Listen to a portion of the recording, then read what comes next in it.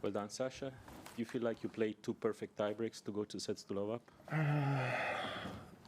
I feel like I stole both of those sets in a way because he was playing better than me and he was serving for both of those sets. And yeah, in the tiebreak, I played quite well.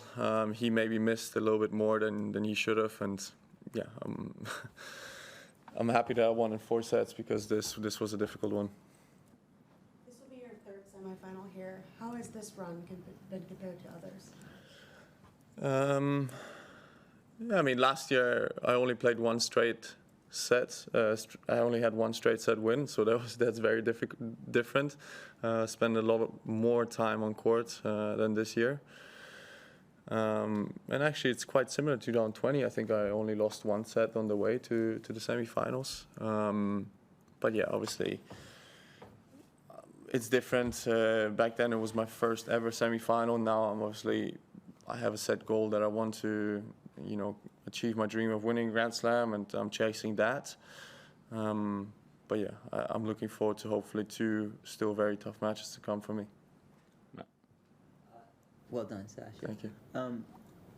You've got some experience playing these incredibly good players in the late rounds of tournaments. What is it like to mentally prepare yourself for the challenge of playing someone like Novak or Alcaraz or even Sinner? And like, is it different than the earlier rounds? I know there's people often say like you got to treat it like any other match, but it's not any other match, and I'm sure. Oh, but I think if you're in the semi-final of a Grand Slam, you have to expect a tough match. You're not going to get it to a semis of a Grand Slam by not deserving to be there. So, and not playing great tennis. So if somebody's there, that means that they have played great tennis. And yes, more often than not, it happens to be a Sinner, an Alcaraz, a Djokovic to get there because those are the best players in the world. So I'm going to prepare myself for a tough battle. I'm going to prepare myself for a very intense and high-level match. And, I know I have the level. I've beaten them before. And hopefully I can do that again in 2 days' time. Sasha, you've had a bit of experience already getting to these last weekends of these big tournaments.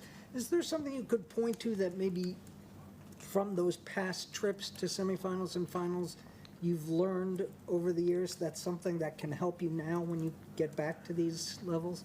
I think the gap between my first 2 Grand Slam finals was maybe too big in a way. I did have a 2-year break where I was not competitive for Grand Slams, right? So, from my injury in 2022 till basically 2024, I was not really a contender for Grand Slams. The last part of 2022, I wasn't playing at all. And 2023 was my comeback year, but realistically speaking, I was not at the level to compete for Grand Slams. So, I think, being in those situations more frequently and maybe not having a gap of multiple years where I am in Grand Slam finals is very important. So I'm going to do everything I can to be in another one on Sunday, and we'll see how that goes.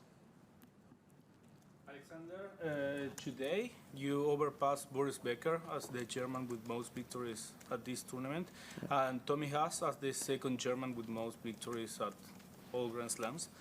How do you feel yourself putting your name into the big stages of the German tennis? Is this something you maybe was thinking when you started your career? Yeah, I think the big difference in the thing that everybody looks at is Boris Becker lifted this trophy twice. So I haven't yet. So that is I think way more important than just match wins. Of course, I'm happy to be on that list, and I'm happy to be in that conversations, and of greats in German tennis. But yeah, lifting the trophy is what is on my mind. Scott. Can I check something with let calls? Is your understanding that they are not electronic calls at this tournament? And Sorry? Let calls? Yeah. Is your understanding that they are not electronic? And is that a surprise to? Yeah, I mean, we had that since French Open last year, that at Grand Slams, for some reason, we don't use LED machines. I think it's to be honest, quite ridiculous. I mean, every single corner of everything has a camera, and we have video review, and we have all the high-end technologies that we can possibly have, but a simple LED machine that we've been using for the past 25 years is not available at a Grand Slam. And to be honest, the point that Tommy Paul complained about, it was an incredibly clear LED.